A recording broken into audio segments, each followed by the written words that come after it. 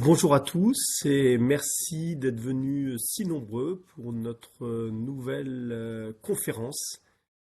Je vous dis merci parce que pour ceux qui sont venus aujourd'hui en présentiel, parce que vous avez bravé les conditions météorologiques difficiles, parce qu'à Lyon, il neige. Voilà, donc aujourd'hui, le thème qui sera abordé par Cinétique Avocat porte sur comment recouvrer son poste client. Alors, c'est un thème qui peut paraître sur le papier banal, mais c'est pourtant un sujet essentiel parce que ne pas recouvrer sa créance, eh bien, c'est perdre non seulement sa marge, mais également perdre de l'argent parce qu'on a engagé des frais pour satisfaire les commandes. Donc, c'est pour ça qu'il est important en matière de recouvrement la prévention, la réactivité et la bonne maîtrise des procédures de recouvrement jouent un rôle primordial pour désamorcer les situations d'impayés, lesquelles sont un enjeu majeur pour les entreprises. Alors, on va aborder la séance en deux phases. Une première phase, plus une phase préventive, c'est comment anticiper les impayés et puis comment se prémunir contre un éventuel impayé en garantissant sa créance ou en incitant le règlement. Et puis la deuxième étape, c'est différentes étapes du recouvrement lorsque malheureusement on est face à un débiteur qui résiste dans le non-règlement de la facture. Donc premier point, anticiper les factures. Donc là je vais vous donner, je vais aborder brièvement, assez rapidement les points parce que chaque fiche peut être l'objet d'une heure de conférence. Donc l'objet aujourd'hui de ce rendez-vous cinétique, c'est donner les grandes lignes pour que vous puissiez comme ça avoir les réflexes lorsque vous êtes confronté à des difficultés ou lorsque vous voulez anticiper le risque d'impayé. Alors, vous pouvez, pour anticiper les impayés, prévoir dans votre contrat, dans vos conditions générales de vente, sur vos factures, la clause de réserve de propriété. Alors la clause de réserve de propriété, c'est la clause au terme de laquelle l'acheteur et le vendeur conviennent que la chose vendue restera la propriété de ce dernier jusqu'à complet paiement du prix par le vendeur. Et ce, en dépit des acomptes qui ont pu être versés. Alors, pour qu'elle soit valable, la clause de réserve de propriété doit être écrite, c'est-à-dire, comme je l'ai dit préalablement, donc elle doit figurer sur le contrat, sur les conditions générales de vente ou sur au recto des bons de commande ou des factures. Alors, c'est-à-dire que la clause de réserve de propriété, si le débiteur n'a pas réglé intégralement le prix du produit, eh bien, le vendeur peut solliciter la restitution du bien.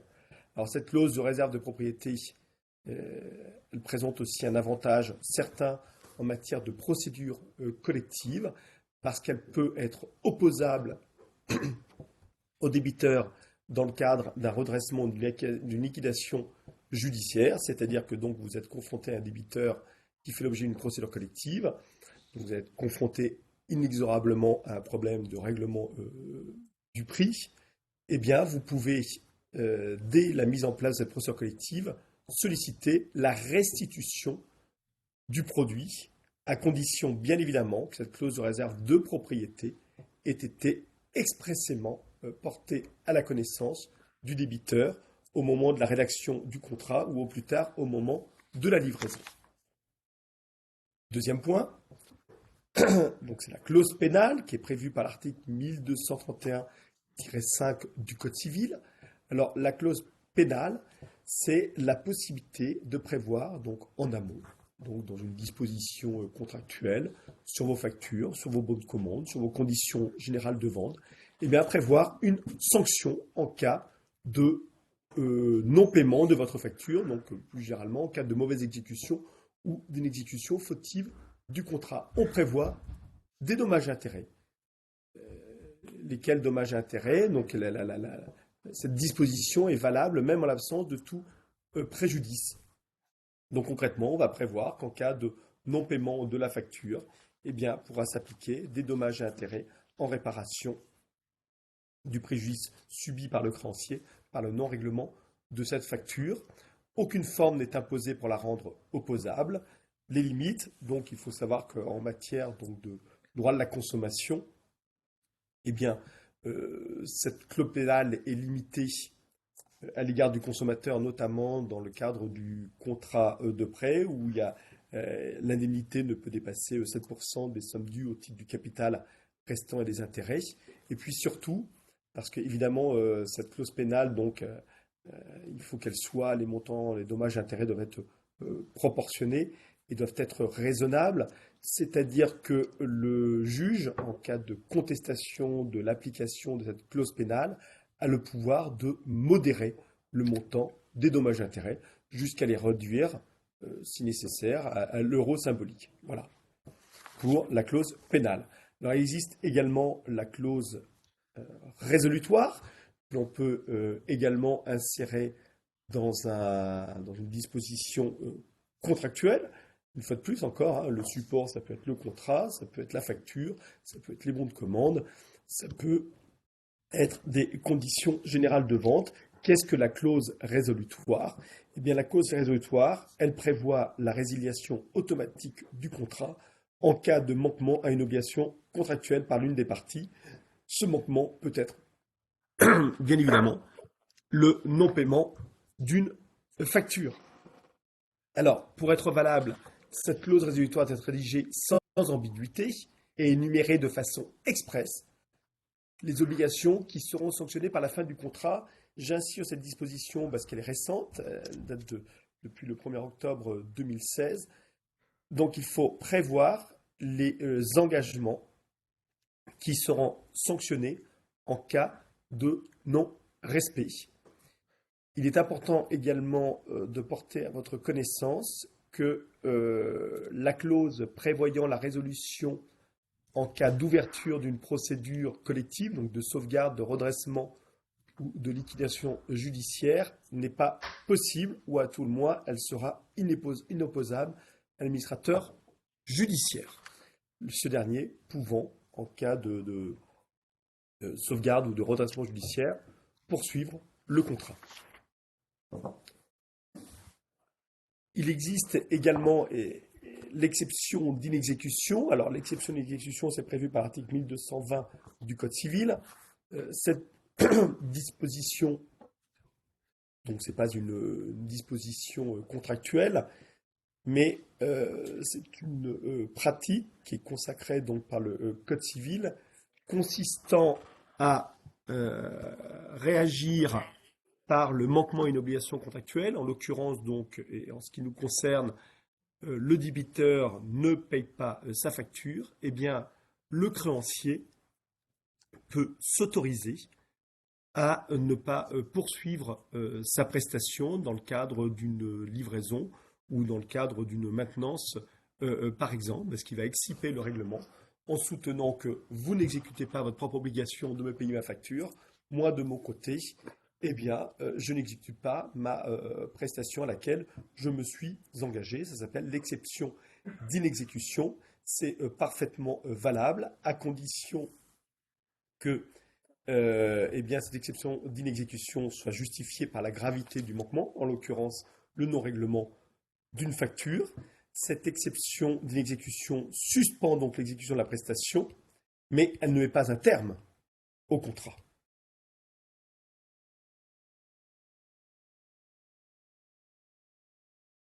Pour rappel, les délais de paiement des factures, c'est 60 jours maximum à compter de la date d'émission de la facture, et puis 45 jours fin de mois. Ça peut être une disposition contractuelle qui peut être prévue et qui s'applique uniquement pour les commerçants. Et on peut prévoir également une indemnité forfaitaire depuis le 1er janvier 2013. Donc ça c'est pour les contrats entre commerçants, donc entre professionnels, c'est visé par l'article L441-6, alinéa 12 du Code du commerce. On peut prévoir une indemnité forfaitaire de 40 euros. Cette indemnité doit être insérée dans les dispositions contractuelles, conditions générales de vente, factures, etc. Elle est applicable qu'entre professionnels et elle est malheureusement inapplicable en cas d'ouverture d'une procédure collective. Enfin, Dans ces dispositions consistant à aborder donc le thème de comment anticiper le règlement de ces factures, donc vous avez compris, c'est comment inciter le débiteur à exécuter son obligation. Je voudrais également aborder, mais très très très brièvement, parce que ça pourrait faire l'objet d'une conférence de plusieurs heures, sur le contrat de fiducie qui est prévu par les articles 2372-1 et 2488-1 du Code civil. Le contrat de fiducie, j'en parle parce que c'est une disposition qui est méconnue et qui est rarement appliquée et à tort. C'est la possibilité, donc, dans un cadre contractuel, de convenir préalablement la possibilité de céder à titre de garantie la propriété d'un meuble, d'un immeuble ou d'un droit. C'est-à-dire que vous allez avoir donc un contrat qui va porter donc sur un enjeu généralement financier important. Eh bien, le créancier peut demander à son co-contractant eh bien, la mise à disposition et la cession d'un droit ou d'un immeuble ou d'un meuble lui appartenant. Donc évidemment, tout ça est parfaitement réglementé. Si ça porte sur un immeuble, ça passera par un acte notarié. Si ça porte sur un bien meuble ou sur un droit, ça sera un acte sous seing privé. Et on va prévoir donc des dispositions très précises qu'en cas de non-exécution du contrat, eh bien, il y aura incession du droit de propriété au profit du créancier. Une fois de plus, donc ce contrat de fiducie est réglementé, il répond à des conditions qui sont assez précises parce que c'est quand même relativement engageant pour les débiteurs, mais il faut savoir que cette disposition existe et que c'est quand même une garantie extrêmement importante dans le cadre d'un contrat portant sur des montants importants existe au bénéfice du créancier. Deuxième phase, donc vous êtes confronté malheureusement, et nonobstant donc les dispositions préventives que vous avez prises, eh bien vous êtes confronté au non-règlement d'une facture. Malgré ces précautions, eh bien comment on procède pour procéder au recouvrement de sa facture? Donc on va l'aborder en plusieurs phases. 1. La phase amiable. 2. Les mesures conservatoires. 3. La procédure judiciaire. 4. L'exécution forcée. Premièrement, dans le cadre de la phase amiable, donc la résolution amiable des différends. Tout d'abord, il est important de préciser que lorsque la créance dont on sollicite le règlement est inférieure à 5 000 euros, la phase judiciaire doit être précédée obligatoirement d'une phase amiable de conciliation ou de médiation, ou bien encore de procédure participative. C'est-à-dire que si vous allez saisir pour une créance qui est inférieure à 5 000 euros, si vous allez saisir directement le juge en vous dispensant de passer par cette phase préalable de règlement amiable des différends, eh bien, votre demande sera déclarée irrecevable. Alors évidemment, si le créancier justifie qu'il s'est efforcé de tout mettre en place pour proposer au débiteur une tentative de conciliation, mais que le co-contractant est resté sourd à toutes ces propositions, bien évidemment, vous avez satisfait à cette condition préalable de tentative de conciliation et de médiation, mais bien noté pour les enjeux inférieurs à 5 000 euros, cette phase de tentative est obligatoire. Après, vous pouvez, peu importe le montant de la créance à recouvrer, vous pouvez donc prévoir contractuellement une procédure de conciliation, de médiation ou bien encore d'arbitrage. Alors, cette phase doit être contractuellement prévue, si vous voulez, eh bien qu'elle s'inscrive dans le cadre d'une résolution amiable des différends. Alors, on pourrait prévoir, dans une disposition contractuelle, que en cas donc de non-paiement de la facture, eh bien, on peut prévoir préventivement eh bien, que dans un premier temps, le différend sera réglé par un conciliateur ou par un médiateur qu'on aura pris soin donc de désigner, étant précisé que, bien évidemment, cette conciliation ou cette médiation peut échouer, et à partir de là, eh bien, les parties reprennent leur liberté pour saisir un juge judiciaire, le cas échéant. On peut prévoir également donc une convention d'arbitrage, ça c'est, je le répète encore, hein, c'est les dispositions contractuelles, parce que on peut prévoir un arbitrage. Alors un arbitrage, à la différence d'une conciliation ou d'une médiation, donc vous avez un arbitre ou des arbitres qui vont être désignés par les parties, étant précisé que l'arbitre va rendre une décision qui sera opposable aux parties, lesquelles pourront la faire exécuter. Alors là, on va au-delà de la résolution amiable des différends avec cette clause d'arbitrage, parce que quelque part, eh bien, on se dispense de saisir un juge et on va directement auprès d'un arbitre pour trouver une solution qui s'imposera aux parties. Alors, l'avantage de l'arbitrage, comme de la conciliation ou de la médiation, eh bien, c'est des procédures qui peuvent être rapides, c'est-à-dire qu'on peut rapidement arriver à une solution négociée dans le cadre d'une conciliation ou d'une médiation. Et s'agissant de l'arbitrage, eh bien, on peut rapidement obtenir une décision opposable, à la différence d'une procédure judiciaire dont on sait qu'on peut se heurter à des délais qui sont relativement longs. Alors, quelques bémols, néanmoins, parce que quand vous prévoyez contractuellement ces clauses de résolution amiable des différends, à partir du moment où vous l'avez prévu contractuellement, vous êtes obligé de la respecter, sauf accord des parties, mais vous êtes obligé de la respecter. C'est-à-dire que si vous avez prévu contractuellement une clause de conciliation ou de médiation, et si vous affranchissez de cette mesure préalable, et si vous allez directement devant le juge, eh bien, on pourra opposer le non-respect des dispositions contractuelles, à savoir que vous n'êtes pas passé préalablement par une phase de conciliation ou de médiation, et votre demande pourrait être rejetée sur ce chef. Alors, c'est pour ça que la conciliation ou la médiation, il faut être prudent et bien réfléchir au moment de l'insérer dans une disposition contractuelle, parce que si vous êtes face à un débiteur qui, quoi qu'il en soit, s'est fixé pour objectif de ne pas régler votre facture et de gagner du temps, eh bien, évidemment, il sera ravi de pouvoir s'engouffrer dans la possibilité d'avoir une conciliation et une médiation, parce que il va gagner du temps. Voilà, il va essayer, il va faire croire qu'il va négocier dans le cadre de cette conciliation ou de cette médiation, et puis à la fin, pour vous dire eh bien, qu'il n'entend pas négocier, étant précisé, et c'est important de le préciser, qu'une conciliation ou médiation est confidentielle et qu'on ne saura jamais pourquoi, eh bien celle-ci n'a pas pu aboutir. Donc, pour moi, et c'est un conseil, il est quand même préférable peut-être d'éviter d'insérer dans votre disposition contractuelle une conciliation et une médiation, mais rien ne vous empêche, lorsqu'interviendra le conflit, eh bien, vous serez confronté à un débiteur récalcitrant, eh bien, de lui proposer une médiation ou une conciliation et d'apprécier si celle-ci est opportune.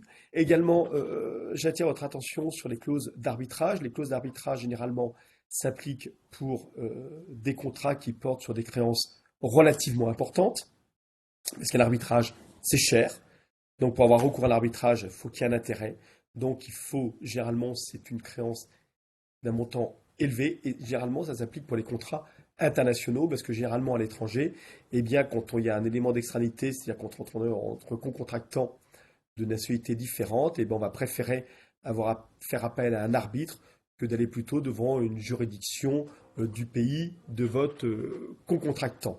Alors, j'attire votre attention également parce que souvent on est confronté à des contrats ou parce qu'on est malheureusement on a été s'inspirer de contrats sur les réseaux sociaux ou autres, et bon on se retrouve avec des contrats sur des créances avec des montants faibles, avec des conventions d'arbitrage. Donc ces conventions d'arbitrage n'ont pas de sens parce que le montant de l'arbitre va être disproportionné par rapport à l'enjeu du dossier. Et malheureusement, comme ça a été prévu contractuellement, eh bien, on est obligé de respecter cette disposition contractuelle. Donc attention, une convention d'arbitrage n'a de sens que si la créance est élevée. La phase amiable, donc les différentes étapes de la phase amiable, il est recommandé d'obtenir la reconnaissance de dette parce qu'au moins, quand vous obtenez une reconnaissance de dette de votre débiteur, eh bien, ça félicite la preuve de l'engagement. Au moins, vous avez quelqu'un, il n'y aura pas de débat sur les dispositions contractuelles ou autres. Vous avez quelqu'un qui reconnaît être débiteur d'une somme.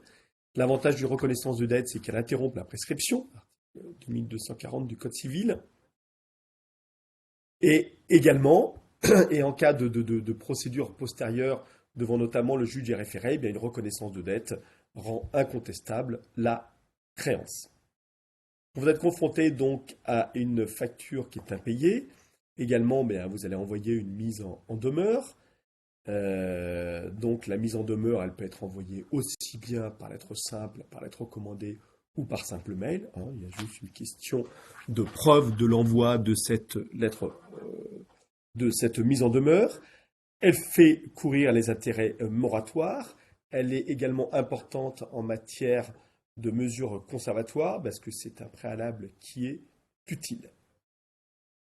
Et puis également, donc c'est important d'aborder aussi une société de recouvrement. Il est généralement fréquent que les entreprises qui sont confrontées donc, à des factures impayées et surtout dont le montant souvent n'est pas élevé, donc on est un petit peu récalcitrant à avoir recours à un avocat directement ou à un huissier, on va passer par une société de recouvrement, Alors c'est parfaitement possible, il faut savoir que c'est une activité qui est encadrée, c'est l'article 124-1 du Code de procédure civile d'exécution.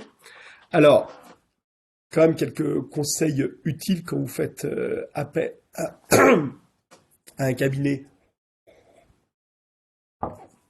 de recouvrement. Il faut bien s'assurer préalablement des conditions de la rémunération de ce cabinet de recouvrement qui généralement se fera rémunérer sur une base variable, mais quid de ce montant de cette part variable?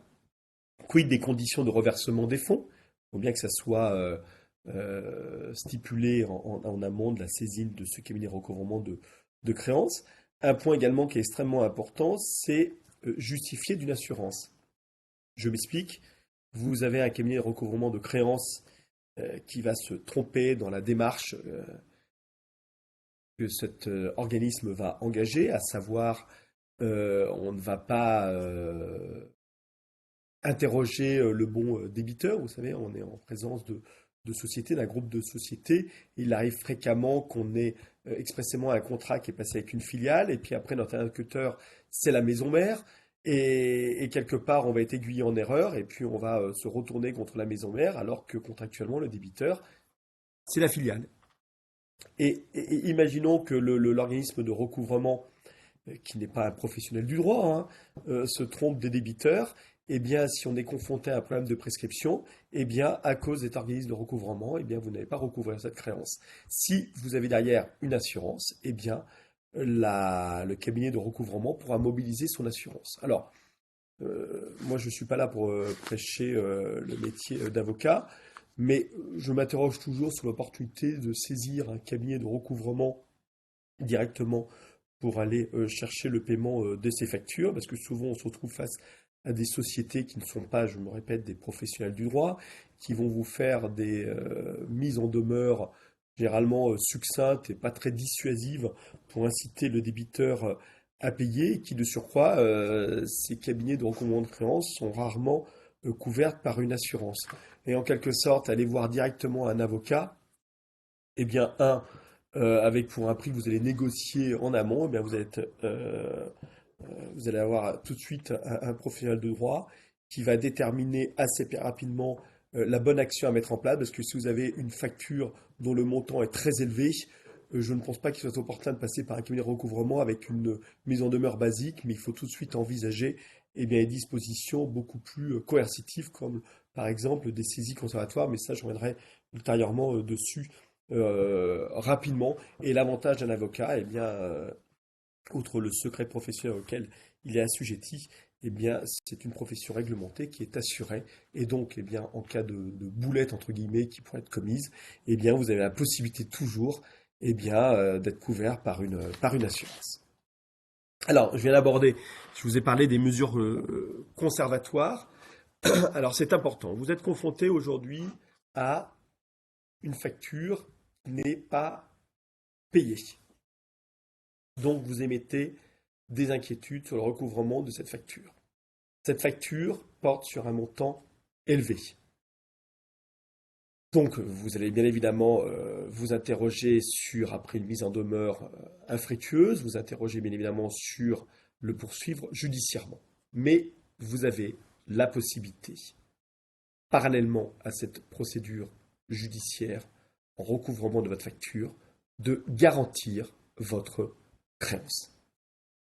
Si votre créance est fondée dans son principe, et si vous justifiez de circonstances susceptibles d'en menacer le recouvrement, vous pouvez, dans le cadre d'une procédure unilatérale, aller voir, unilatérale, c'est-à-dire que vous allez voir seul le juge, muni de votre dossier en disant bah voilà, monsieur le juge, j'ai une facture, je vous justifie que j'ai réalisé mes prestations, j'ai mis en demeure le débiteur de régler. Aujourd'hui, donc, j'ai une créance qui paraît incontestable.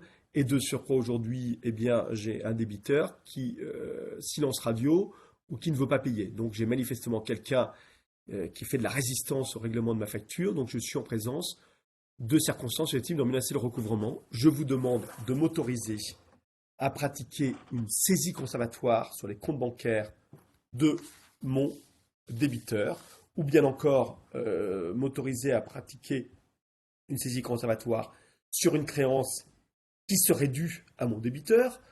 En l'occurrence, eh bien, vous avez votre co-contractant qui livre des produits à un co-contractant. Eh bien, vous pouvez directement aller faire une saisie conservatoire sur la créance qui serait due par ce co-contractant auprès de votre propre débiteur. Vous pouvez également être autorisé à faire une saisie conservatoire sur les stocks de votre débiteur. Vous pouvez également demander au juge, qui peut être le juge d'exécution ou le président du tribunal de commerce dans le cadre, je me répète, d'une procédure unilatérale, donc de prendre un nantissement sur un fonds de commerce, c'est-à-dire que donc c'est un droit de préférence, un droit de suite sur ce fonds de commerce, c'est-à-dire qu'au moment où ce fonds de commerce sera vendu, eh bien vous aurez la possibilité, grâce à votre nantissement, d'être payé de manière privilégiée par rapport aux autres créanciers. Possibilité également de prendre une hypothèque judiciaire sur un bien immobilier. Donc en cas de vente de ce bien immobilier, eh bien vous êtes titré, vous avez une hypothèque judiciaire, eh bien là aussi vous serez payé sur le produit de la vente de ce bien immobilier. Donc il faut bien comprendre que quand vous êtes autorisé par le juge, et si votre saisie s'avère fructueuse, parce que si vous allez réussir à bloquer votre créance sur le compte bancaire de votre débiteur ou sur une créance à venir, un versement d'argent à venir au profit de votre débiteur ou autre, eh bien évidemment, eh bien vous avez garanti votre créance dans le cadre de la procédure.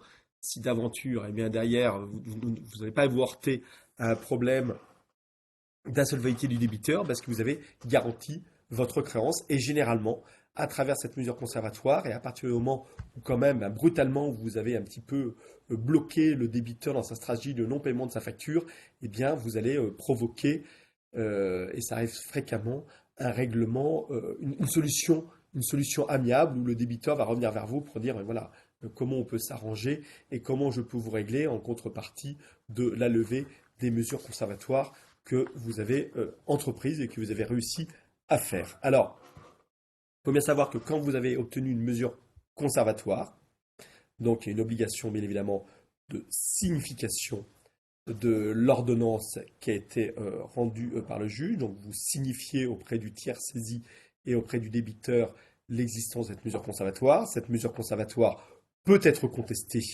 par le débiteur, vous justifiez que non, que sa créance n'était pas fondée, que la créance de votre contractant n'est pas fondée dans son principe et qu'il n'existait pas de circonstances susceptibles d'en menacer le recouvrement. Donc possibilité de contestation qui est ouverte au débiteur. Il faut savoir également que quand vous bénéficiez de cette mesure conservatoire et quand elle a été signifiée donc au tiers saisi et au débiteur, après vous avez un mois pour engager une procédure devant les juridictions judiciaires, un mois que ce soit devant le tribunal judiciaire ou devant le tribunal de commerce, ça peut être devant le juge des référés ou devant le juge du fond, pour obtenir donc une décision au fond ou une ordonnance de référé qui vous permettra donc de convertir cette mesure conservatoire en une mesure définitive. J'aborde rapidement la procédure de recouvrement des petites créances parce que c'est une disposition qui est récente. C'est une procédure simplifiée pour les petites créances montant inférieur à 5 000 euros intérêts compris et également qui ont une créance contractuelle. Généralement, c'est un contrat de bail ou obligation de caractère statutaire. Là, c'est du type cotisation. Alors, l'huissier envoie une lettre recommandée au débiteur et l'invite à participer à la procédure. Soit le débiteur répond expressément qu'il est d'accord pour payer sa facture ou pour déterminer avec l'huissier les modalités de paiement, soit les débiteurs refusent, soit le débiteur ne dit rien dans le délai d'un mois qui lui est imparti, et auquel cas, donc, c'est une décision implicite de refus, et donc la procédure de recouvrement des petites créances a échoué, et à partir de là, vous reprenez votre liberté dans le cadre d'une procédure judiciaire. J'aborde aussi très brièvement le recouvrement des chèques impayés.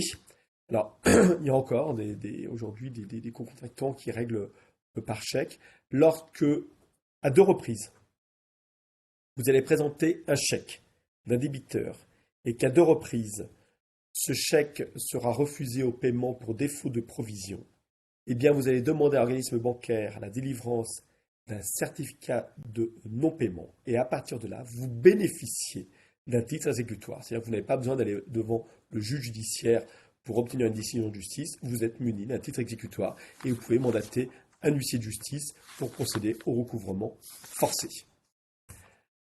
Donc, lorsque vous avez entrepris toutes ces démarches préventives, lorsque vous avez donc pris éventuellement et vous avez réussi à obtenir une mesure conservatoire, eh bien, il vous faut, et quand, en dépit de cette mesure conservatoire, eh bien, le débiteur persiste à ne pas payer, eh bien, il vous faut alors aller devant le juge judiciaire pour obtenir un titre exécutoire. Plusieurs procédures.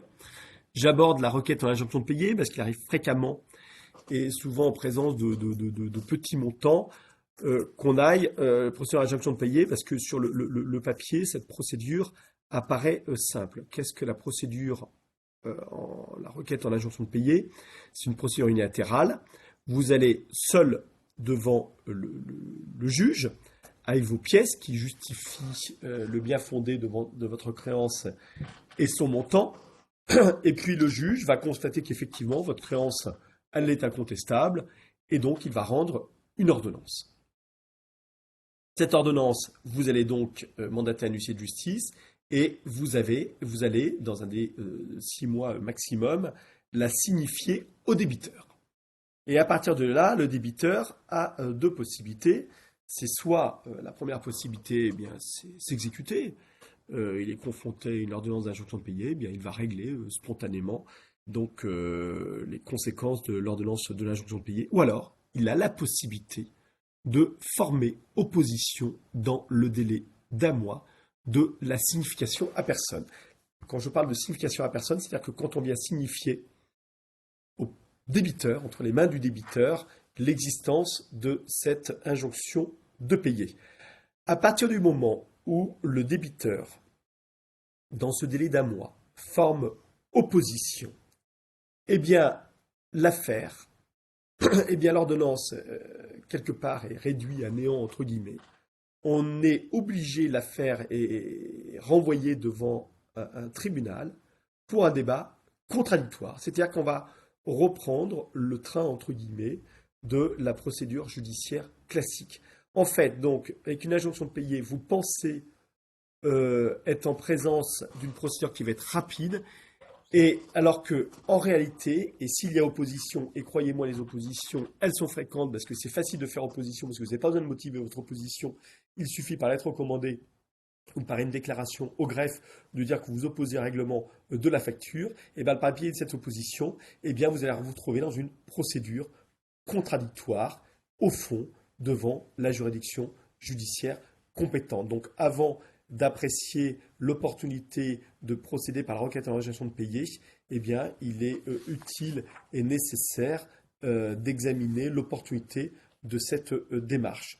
Parce que parfois, eh bien, il est plus pertinent de passer par les voies classiques de la procédure.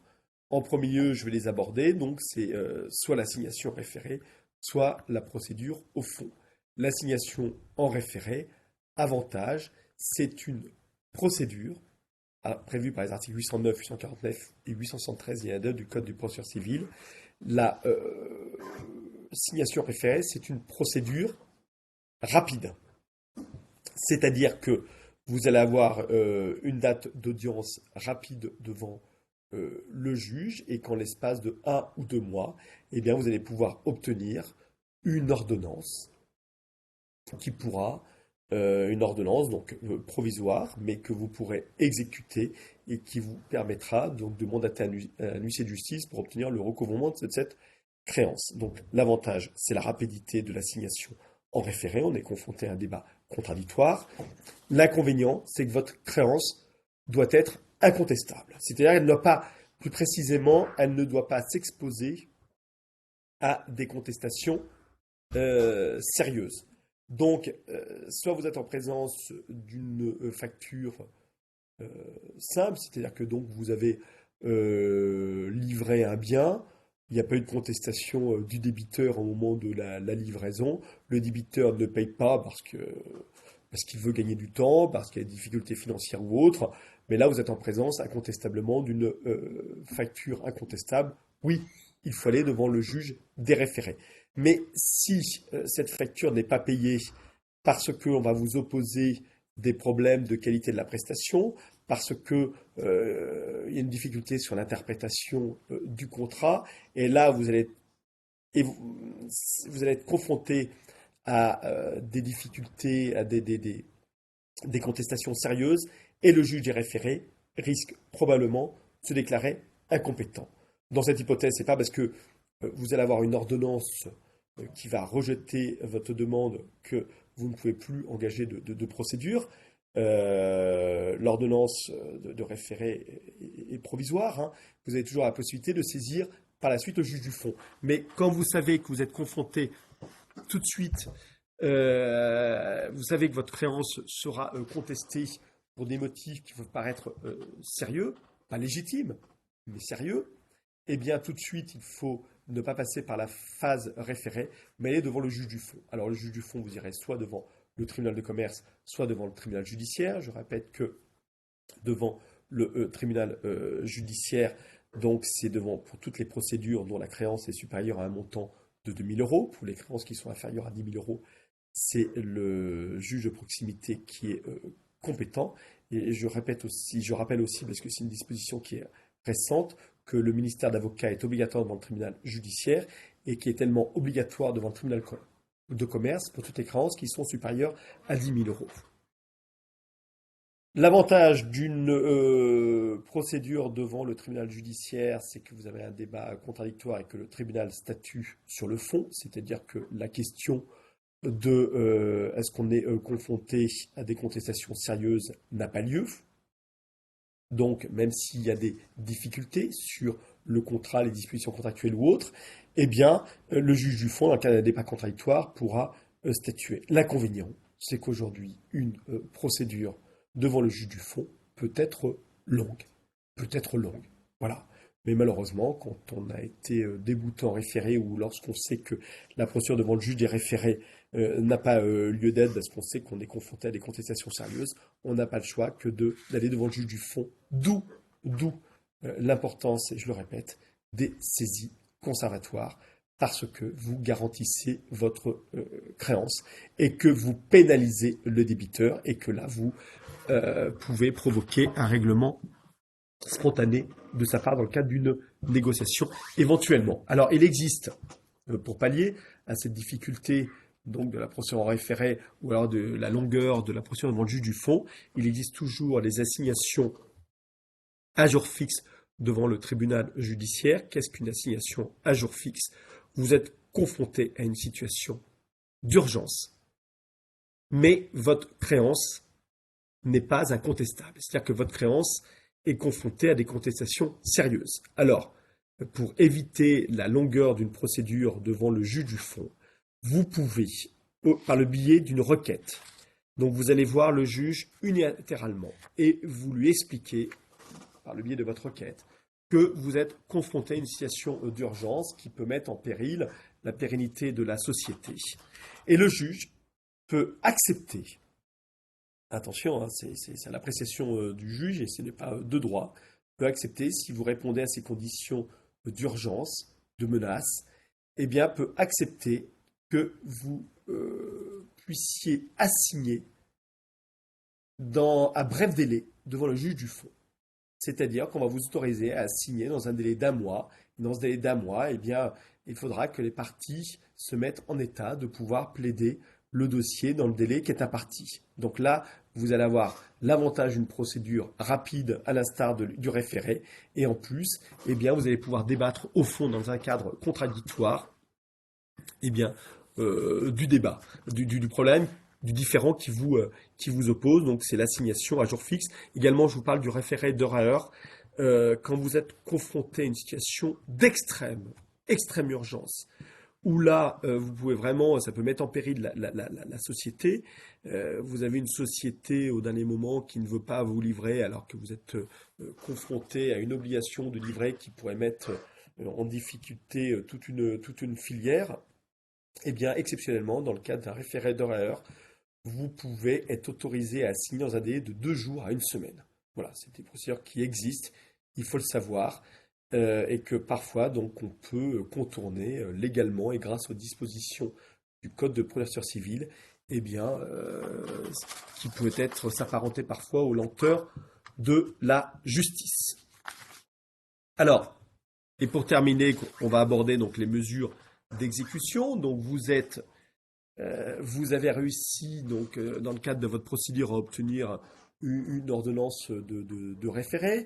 Vous avez une décision qui est exécutoire. Je répète, je le rappelle, quand même que vous soyez en référé ou devant le juge du fond, que vous ayez obtenu une décision de justice, qu'il s'agisse d'une ordonnance de référé ou d'une décision sur le fond, celles-ci sont exécutoires aujourd'hui de plein droit, nonobstant appel. C'est-à-dire, sauf dans le cadre d'une procédure au fond et d'une décision de justice, sauf à ce que le juge ait expressément décidé que la décision ne sera pas exécutoire de plein droit, les décisions s'exécutent de plein droit, c'est-à-dire que quand bien même vous fassiez appel, vous pouvez exécuter une décision. Voilà. Avant, l'appel avait un effet suspensif sur une décision rendue sur le fond. Maintenant, il y a un renversement de la règle, c'est-à-dire ces deux décisions expresses et dérogatoires du juge, eh bien une exécution s'applique immédiatement en dépit d'un appel. Alors vous procédez à une mesure d'exécution forcée parce que soit donc vous allez mandater un huissier de justice, soit le débiteur va s'exécuter spontanément, soit alors eh bien toujours une résistance de la part du débiteur au règlement de sa facture et croyez-moi ça arrive fréquemment parce qu'il y a toujours cette stratégie eh bien ben voilà, d'exciper le règlement et d'aller jusqu'au bout de la démarche et des voies de droit qui vous sont offertes.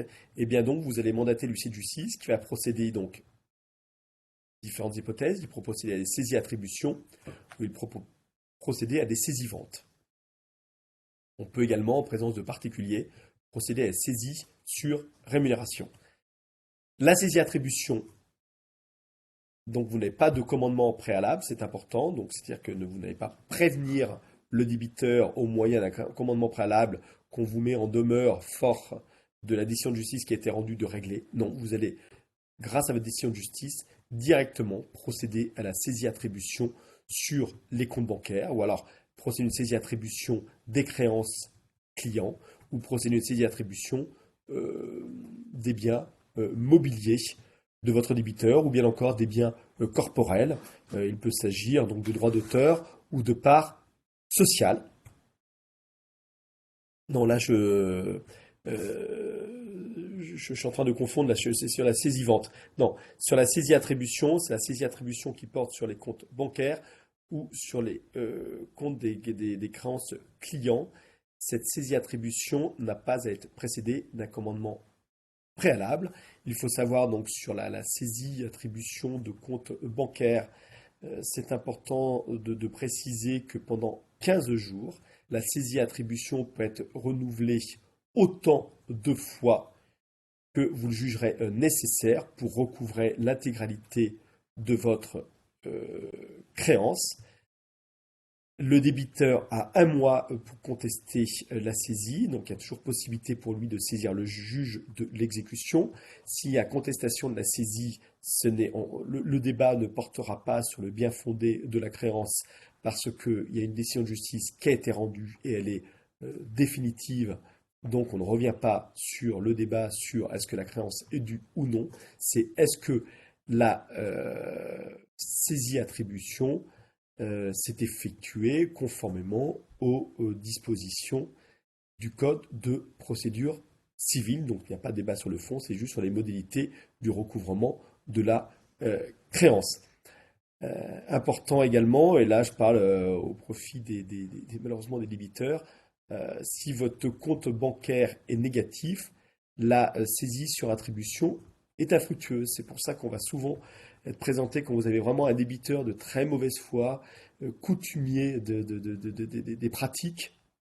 Et bien généralement, quand il va être confronté donc au recouvrement de sa créance par la voie judiciaire, et bien tout de suite il peut organiser son insolvabilité et normalement faire en sorte que ses comptes bancaires soient toujours négatifs parce que les saisies, à partir de là, seront infructueuses. D'où, et je le répète encore, toujours prévenir le recouvrement d'une créance et les saisies conservatoires. La saisie-vente, alors la saisie-vente, à la différence de la saisie-attribution, n'a pas à être précédée d'un commandement euh, préalable.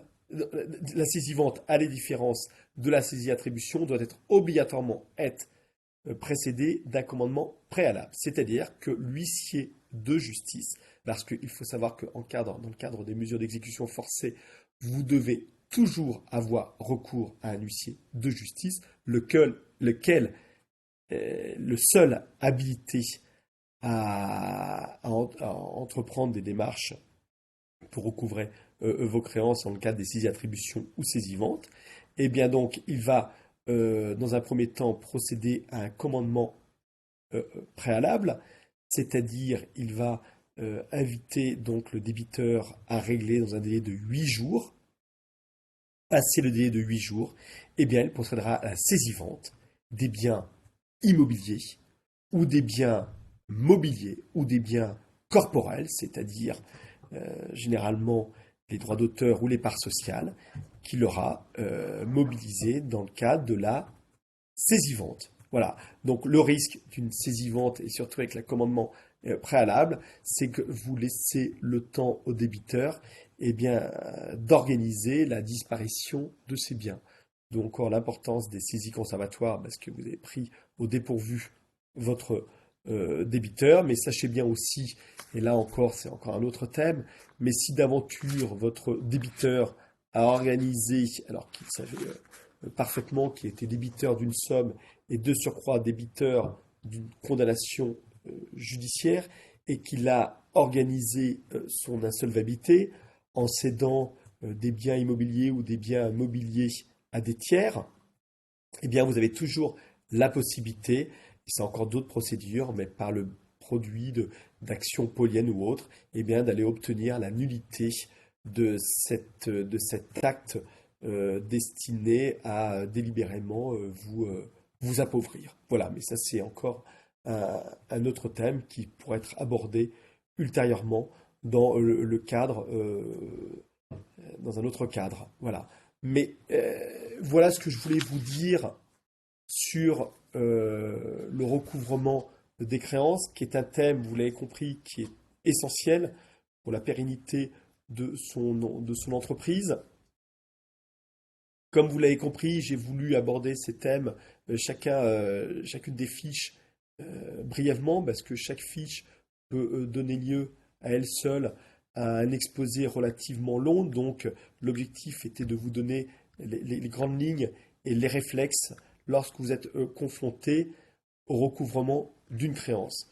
Ce que je peux vous dire en résumé, c'est il y a deux mots qui sont importants, c'est la réactivité et la prévention.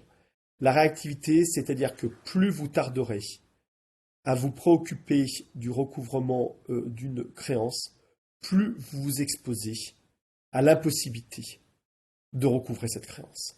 Parce que vous allez vous heurter à un problème de preuve, mais également d'organisation de l'insolvabilité du débiteur, voire même que ce débiteur va se retrouver dans le cadre d'une procédure collective. Donc plus vous tarderez à réagir, plus vous vous exposez à un risque de non-recouvrement. Et puis la prévention. La prévention, c'est-à-dire c'est une appréciation au cas par cas. Vous êtes confronté au recouvrement d'une facture en fonction de son montant, en fonction de la personnalité du débiteur. Est-ce que vous êtes confronté à un débiteur dont vous savez que c'est un mauvais payeur et qu'il va... Enfin, vous le savez parce que peut-être que vous connaissez la réputation, mais bon, si vous connaissez la réputation, généralement, on ne poursuit pas ses relations contractuelles avec une telle personne, mais l'expérience de votre relation contractuelle va vous faire découvrir que vous êtes quand même quelqu'un qui peut être un mauvais payeur et qui peut être, de mauvaise foi.